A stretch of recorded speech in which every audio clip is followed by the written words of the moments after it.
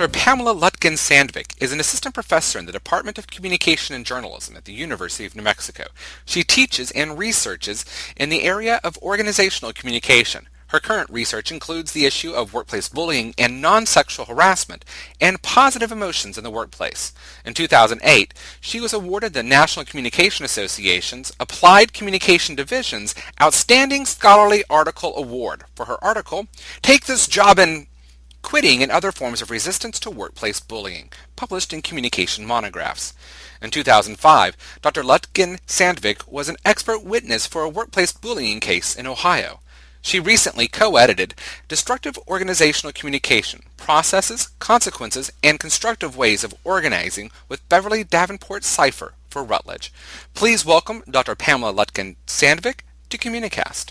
The bulk of your personal research has examined workplace bullying. What initially made you interested in the topic of workplace bullying? Well, my work history prior to academia was being an administrator in two different nonprofit service agencies in Alaska. And during that experience, well, my first job, before my first executive director's job, which was in the same organization, I worked in a women's resource center, and the director was a bully. Everyone was just absolutely terrified to say or do anything that might raise her ire and that kind of stuff. And I was kind of surprised because I come from a blue collar background, and I sort of thought, wow, people that have education, college degrees, probably a little bit more evolved, a little more enlightened, and I saw things in that job that I had never seen in all my years of being I was a hairdresser. And so I was just shocked and stunned and couldn't believe what I saw, And so anyway, I had that experience. Then I went on to be an administrator, and I had to intervene in cases of bullying. I didn't call it bullying at the time. I just, employees were abused, emotionally abused, and that sort of thing. And so when I came to graduate school at Arizona State, I read a chapter by Vince Waldron in Feynman's book called Emotion in Organizations, and I can't remember exactly what the title of it was, but a 2000 piece. And in the end of this chapter, he called to academics saying, we really need, more of us need to be researching these really painful emotional experiences in the workplace so that we might make things better. And that call resonated with all my history. And I thought, oh my gosh, this is my thing. This is what, it just felt like one of those, moments. And so that's what started it. It was my very first graduate class, and that sort of set me on the trail to start looking for, and initially I was doing searches with the term emotional abuse, and I found lots of stuff about drug abuse and different stuff like that. And I thought, well, maybe there's no research on it until I hit upon the term workplace bullying, and of course there's hundreds and hundreds and hundreds of articles about workplace bullying, most of the research international because the U.S. is sort of lagging behind in this area. So that was sort of all of the stuff that mixed together to get me doing this stuff. When examining the literature on workplace bullying, there are two terms that one consistently runs into. You have bullying and you have mobbing. Are these terms truly functional equivalents in your mind, or are there clear differences between the two terms? I believe that they're exactly the same. If you look at the history of the sort of the process that this field has developed, it began in Sweden, and Heinz Lehmann, who is oftentimes considered one of the sort of founding fathers of this research, a psychologist who worked with children who were bullied at school, began to see this kind of behavior in his adult patients, and they were talking about their workplace experience. And he borrowed a term from, I think, entomology or something like that has to do with animals ganging up on the sort of the weaker one and killing it, or insects ganging up on one and that sort of stuff, and called this phenomenon mobbing. A few years later, when the topic came to the public interest in the UK through some BBC broadcasts, Andrea Adams called it workplace bullying. And workplace bullying is now a more commonly used term but in fact, it's really just different terms for the same thing. I mean, if you look at the book Bullying and Emotional Abuse in the Workplace, which is an international book, an edited volume of kind of the Bible, as it were, for this field, you find a definition for workplace bullying. And then if you look at counterproductive workplace behavior, some of the same authors who write a chapter about mobbing take exactly the same definition, exactly the same, word for word, except for they change the word workplace bullying and they call it mobbing. So in my mind, they're equivalent. They're exactly the same. It's just a matter of which country we're talking about and where it evolved. So different terms in different countries. I do think that there's a sense when you think of the two terms that mobbing really gives you a clear feeling that there's more than one perpetrator. And bullying, you don't get that feeling nearly as much because bullying, somehow it seems like there's this one aggressive actor who, is a terror and runs around doing a bunch of different stuff. In fact, mobbing is defined also as one person or more directing aggression at one person or more. But I recently did a piece with Gary Namey, who is one of the co-founders of the Workplace Bullying Institute in Bellingham, Washington. And what we looked at was the communal character of workplace bullying. We had a huge sample of U.S. workers, and we asked witnesses and targets about, did the bully work alone or did they work with someone else? Did they have support of other people or did they not have any support? And we had a variety of different categories of different support, HR, management, their supporters, the targets, coworkers. And what we found was that in almost 70% of the cases, it wasn't this sole, the lone wolf out chewing down the trees or something like that. It really was communal in a variety of different ways. In some ways, organizations allow it also. They just allow the person to run rampant.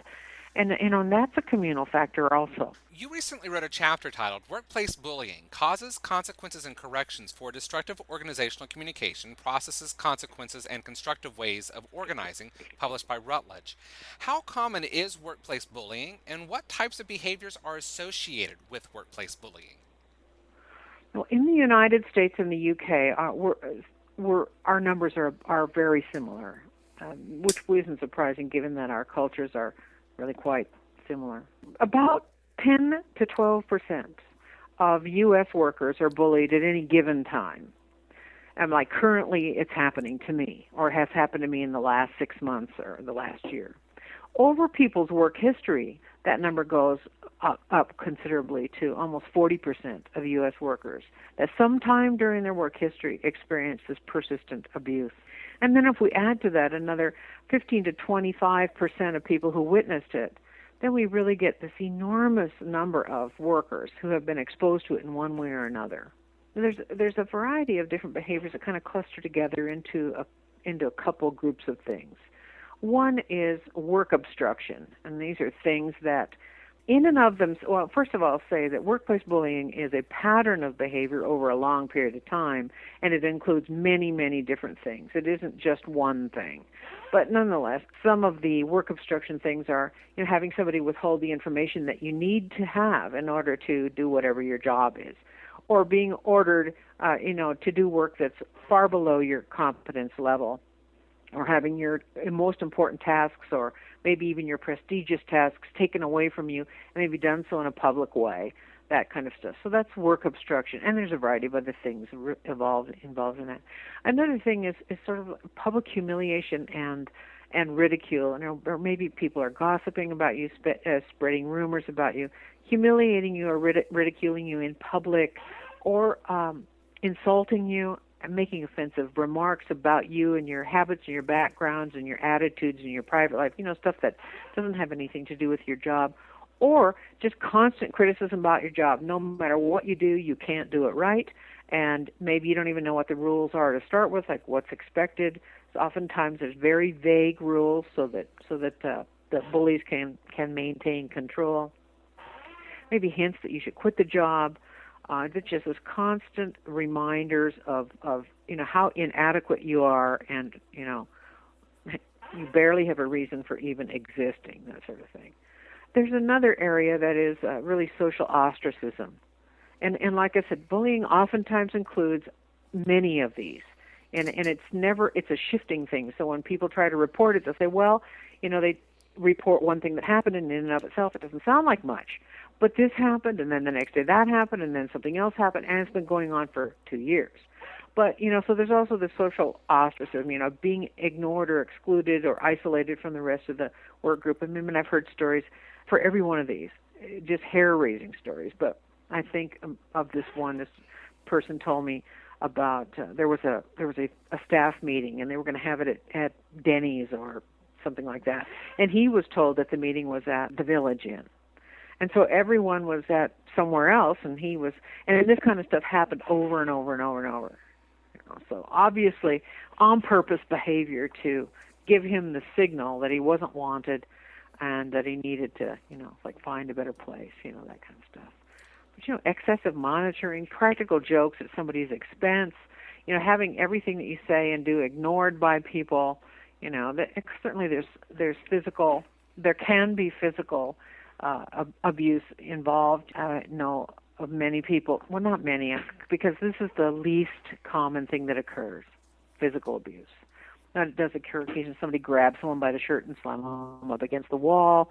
Had a man who had somebody, stick a pen near his eye and was going to stab his eye out or threaten to, stuff like that. Have people cornering somebody in an elevator. Had a woman who told us about being taped to a rolling office chair and gagged and stuck in an elevator. She was a nurse or someone who worked in a hospital. And then they pushed all the buttons on the elevator so that she would, at every floor, somehow the door would open and everyone would see her, and they're all tied up, duct taped to this chair. Just a horrible story. So occasionally it includes physical, either threats of physical violence or actual physical violence. How is workplace bullying distinct from other forms of destructive organizational communication? Bullying has a couple features that makes it a distinct phenomenon. And one of them is frequency. That these negative acts that I just described to you, or some pattern or collection of them, happens over and over and over and over and over. And what we find is that escalates. The frequency escalates over time. Initially, it might be one small thing, and the target's thinking, "What? Did I see that? Did that really happen, or am I just blowing this out?" That sort of stuff. Of course, over time, it becomes so frequent that there's absolutely no question the person is being targeted, or a variety of people are being targeted, that sort of thing. So frequency is one of those features. The second is duration, and that this happens over a period of time. And actually, the operational definition of workplace bullying suggests that if it hasn't been going on for at least 6 months, it really isn't bullying. It might be workplace aggression, workplace violence, a variety of other things, but it doesn't meet the criteria of bullying if it hasn't lasted some period of time. Like a one-time event, or even something that's happened a couple times, if it never repeats, no matter how disturbing or horrible it might be, is not workplace bullying. So frequency and duration. Another feature of it is power disparity between the target and the bully or bullies, and that is can be the perception of power disparity. But what we mostly see is where targets report feeling powerless to change the situation, or saying, I reported it. I went to upper management. I went to HR. I went to all these different people, and nothing happened. So no matter what they do, they feel like it still goes on no matter what I do. So a sense of powerlessness, and somehow or another the bully's story, the upper management believes their story and doesn't believe the targets, which has to do with the whole culture of victim blaming and all of that kind of stuff that's wrapped up in pull your bootstraps up and take your wagon across the West. The fourth feature is harm. I mean, there's something bad happens to people who are targeted by this. And over time, they lose faith in themselves. Their physical functioning degrades. I mean, there's all kinds of problems that develop for people who have been targeted for long periods of time. So it's very harmful. Not just harmful to the target, although seriously harmful. I'm telling you, your heart would break listening to these stories, and I've heard hundreds of them, and they are so similar that I can now finish the sentences that people start when they start to talk to me about it. It's that patterned and similar. But it's not just harmful to the targets, it's also harmful to the coworkers who watch it. They report higher levels of stress, lower levels of job satisfaction, those kinds of things. It's very stressful to see somebody sort of, one researcher called it the equivalent to watching your coworkers being mugged every day when you go to work. And then harmful certainly to work group cohesion, because the work groups become clustered together in little warring camps against each other. And then obviously with all this junk going on, organizations can't possibly be doing at their peak whatever it is that they're trying to do, whether it's provide social services to battered women or whether it's stamping out widgets in the factory. So I would say frequency, duration, power disparity, and harm are the key features that identify this phenomenon as something that's unique. Now, what are some of the outcomes of workplace bullying you found in your own personal research? One of the things that seemed most marked and actually pushed me to write a piece about it was how degraded a person's identity or their sense of self became as a result of this. Because people blame themselves. They wonder, well, what is it about me? Why couldn't I stop this? I should have been able to stop this. Why did I let this happen to me? And there's this constant, somehow this experience doesn't fit with the story I have created about my life. And so it's just a horrible experience for someone's identity. I mean, people, if they live through this for a long period of time, it becomes an indelible part of who they are and how they talk about themselves in the future. They're surviving it and that sort of thing. Or it makes them so jaded that, just terribly pessimistic about organizational life in general, and they just, plodding to work, grinding out each day, that sort of thing. Others, are changed for the better, sort of like the spiritual conversion kind of thing. Something horrible happens in someone's life, and it shifts their path so fundamentally that they now become a champion for workplace bullying or targets of bullying or nurses who are bullied or whatever it might be. Like Gary Namey and Ruth Namey, they started the Workplace Bullying Institute that I mentioned earlier. And this became their mission because Ruth was bullied at work and fired and won a lawsuit against the organization and blah, blah, blah, that kind of stuff. But anyway, so this degraded sense of self and identity is a huge thing that I see. And accompanying all of that is this real high level of anxiety that's coupled with terror, real terror about going to work. I mean, these things sound like, oh, come on, how could this? But I tell you, the way people describe it, like I'm going to work and my hands get tighter and tighter and tighter on the steering wheel until my knuckles are white. I feel like a big screw is being screwed into the middle of my chest. I can barely breathe. I can't catch my breath. This horrible anxiety. And these are hundreds of people telling me the same kinds of stuff. And the fear associated with this.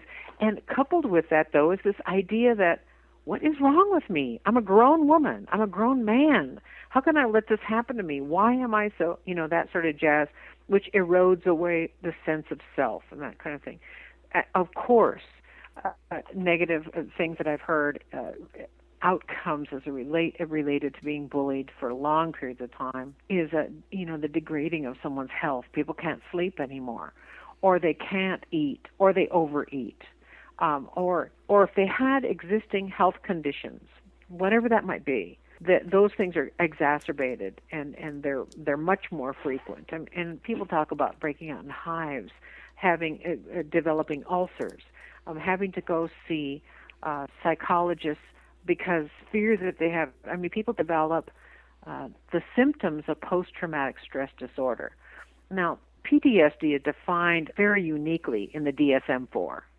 As a certain thing, like it's one event that occurs, like that, someone runs in front of your bus and you kill them because they wanted to kill themselves, but you're the bus driver, or a battlefield, so we associate those things with PTSD.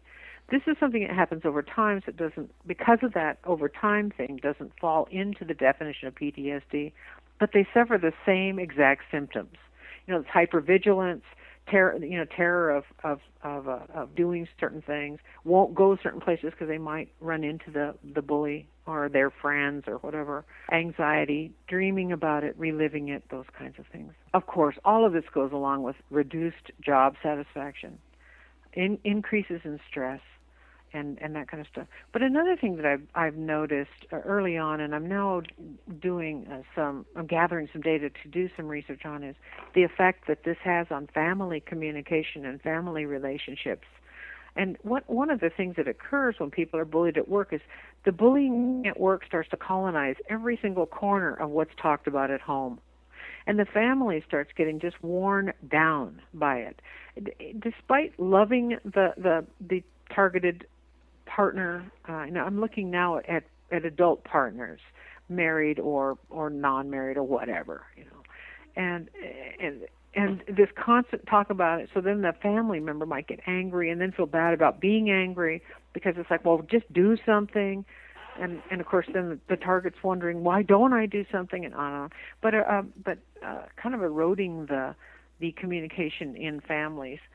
And then there's also some research that suggests that people who are bullied at work come home and take it out on their families. They take out the frustration that they can't voice at work because of the possibility of losing their job, and so they bring that home. So that's something that I'm seeing, that I'm looking into a little bit more. And this goes on and on. The list goes: people abuse drugs. They take more of their prescription medication than is prescribed. And I know I shouldn't be taking another one of these Xanax, but right after I get one, and she comes in and is railing, I'm shaking, I can't work, I can't think, and so I take another one. What can organizations do to prevent bullying? I think that one of the things that organizations need to do, first of all, is figure out whether or not it's happening. How much negativity is there in the workplace? And so I think an important thing is that organizations should, on an annual basis, do some kind of a workplace survey, but not just do the survey and then file it away in a box and say we did it, but do something with that information.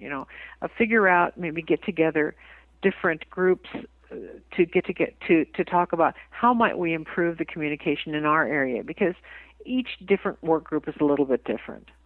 So I think that following up, that kind of stuff, I think that that's just baseline stuff. I also believe that built into that then is that organizations need to reward the behavior they want to see. Oftentimes, people will get the best employee reward for productivity, and that's well and good, except that at times, if we're competing with one another to produce more, then that sets up the possibility of more sort of aggressive behavior, stealing ideas and running over people and those kinds of. And maybe no one wants to get rid of that kind of reward, but it should at least we should add to that a reward for like the person who treats everyone else with the most respect. And I don't mean just give them a little piece of paper that shows up in their inbox, but I mean big. Really reward it. If you give the big producer $5,000 at the annual picnic, you need to give the most respectful person $5,000 at the annual picnic. But equally reward these positive interpersonal behaviors, so that people will then admire that and say, "Wow, I want to be that person." You know what I'm saying? So I think that's something. And then also, I believe that the whole notion of within chaos theory of this sort of small changes can make large repercussions over long periods of time, kind of the butterfly effect, if you will. I think that oftentimes teaching people very simple communication skills, like listening skills, the simple listening skill of allowing someone to completely finish what they're going to say. The talking stick idea. When I have the stick, I have the floor, everyone else listens rather than butting in to give their opinion. And having that become a practice. This is some of the stuff that Laura Lee and Joel did it with the VA. And then also the idea of how do we respectfully respond to other people, particularly when we don't agree with them or whatever. What does that look like? And teaching people how to do that. We assume that adults come into the workplace with those skills, but they may or may not have them. I also think a crucially important thing is that management, upper management, whoever manages the folks that are doing the bullying, and in the U.S., probably 65 to 70% of reported bullying is supervisory bullying of subordinate staff, is that upper management needs to intervene. Now, oftentimes they don't do that because they're as afraid of the bully as the subordinates are. And so they don't do anything.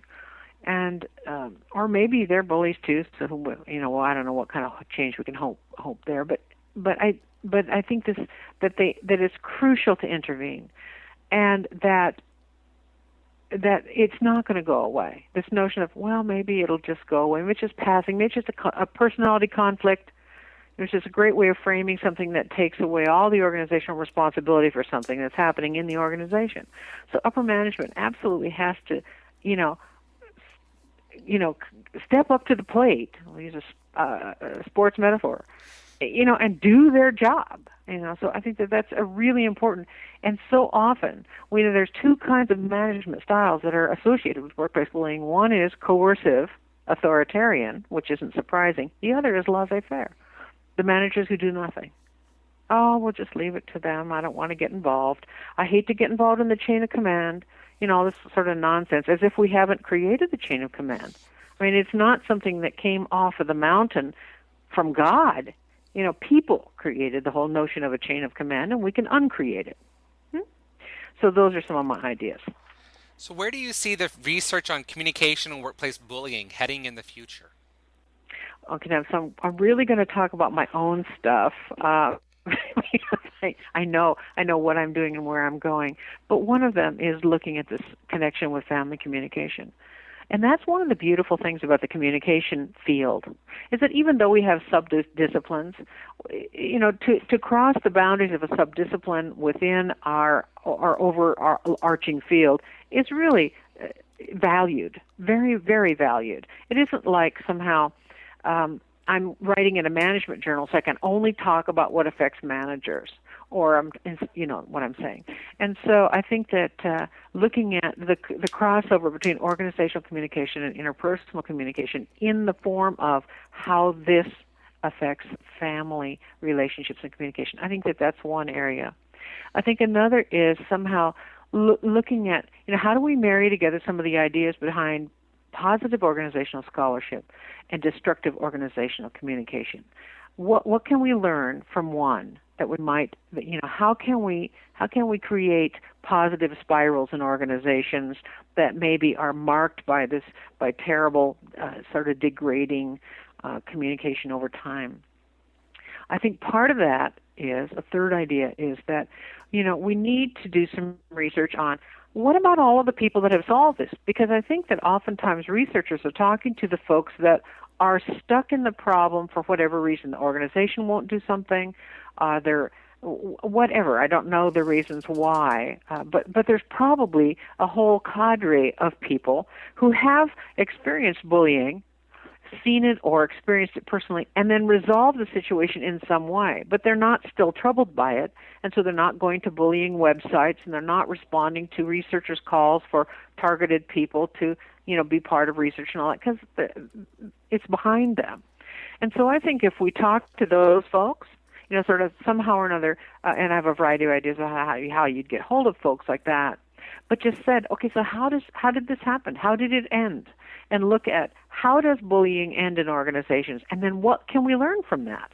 Then what can we take from that to say, here are some of the things that looks like might be successful. And there is some pretty good stuff in international settings where they've taken some case studies of organizations that have implemented, I will say total quality. But although actually that's one of the models, someplace in the UK has done total quality, and particularly to try to reduce bullying, but look more at solutions. Then I also think it's important to, and I think the early mobbing the use of that term and the whole idea that it often was more than one person that was involved in the aggressor side of the equation. I think that needs to be brought back into the light again, and away from this notion of the sole lone wolf bullying, the weak sheep in the pack, or whatever, that kind of stuff. And I think communication scholars uniquely positioned to do all of these things. We've been talking to Dr. Pamela Lutgen Sandvik about her new book, Destructive Organizational Communication: Processes, Consequences, and Constructive Ways of Organizing, and her work on workplace bullying. Thank you for joining us today on CommuniCast. CommuniCast is a production of the Communication and Media Department